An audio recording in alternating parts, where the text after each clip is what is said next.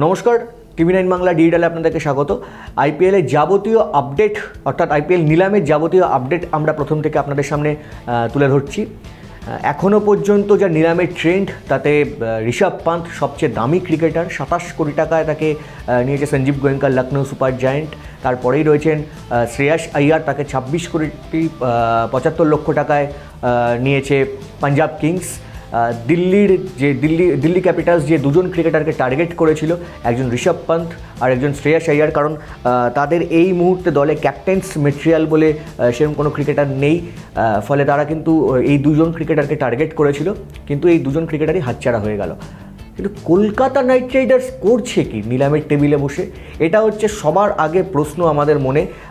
Kolkata night Riders যেহেতু RTM card ব্যবহার করতে পারবে না, ফলে তারা শ্রেয়াস আইয়ারের ক্ষেত্রে সেই কার্ড ব্যবহার করতে পারেননি, তারা আগেই শ্রেয়াস আইয়ারকে ছেড়ে দিয়েছে। নিলামের টেবিলে শ্রেয়াস আইয়ারের জন্য তারা শুরুতে ঝাঁপালেও পরবর্তীতে তারা শ্রেয়াসের জন্য ঝাঁপায়নি। মিচেল স্টার্কের জন্য কিছুটা আগ্রহ দেখালেও তারপর মিচেল স্টার্ককে নিয়েও তারা আর আগ্রহ দেখায়নি।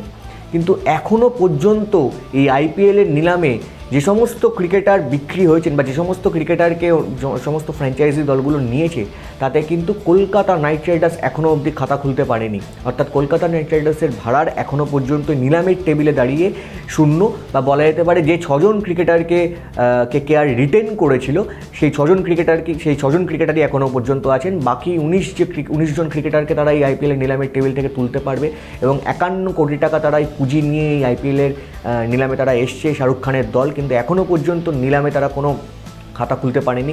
ক্যাপ্টেন্স মেটেরিয়ালের খোঁজ করছে কেকেআর, সে জায়গায় ঋষভ পান্থ, শ্রেয়াস আইয়ারের মতো ক্যারেক্টার তাদের হাতছাড়া হয়ে গেছে। জস বাটলারকে তারা বিট করতে পারেনি, মিচেল স্টার্ককে হাতছাড়া করে ফেলেছেন গতবার, যেই ক্রিকেটারের জন্য 24 কোটি 75 লক্ষ টাকা ব্যয় করেছিল শাহরুখ খানের দল। এখনও পর্যন্ত কলকাতার নাইট রাইডার্স এই নিলামের টেবিলে ছাপ ফেলতে পারেনি।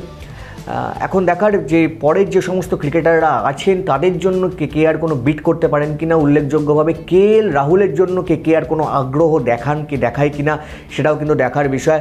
মোহাম্মদ শামিকেও কিন্তু কলকাতা নাইট রাইডার্স নেয়নি, ফলে কলকাতা কোন দিকে এগোচ্ছে সেদিকে কিন্তু আমাদের একটা নজর থাকবেই, কারণ নিজের শহরের দল এবং সেই দিকে কিন্তু প্রত্যেকের নজর থাকবে। কেকেআর কোন ক্রিকেটারকে নিয়ে আলটিমেটলি তারা এই আগামী আইপিএলের জন্য নিজেদের টিমটাকে সেট করতে পারছে সেদিকে প্রত্যেকের আমাদের নজর থাকবেই। ততক্ষণ পর্যন্ত আপনাদের নজর থাকুক টিভি9 বাংলা ডিজিটালে।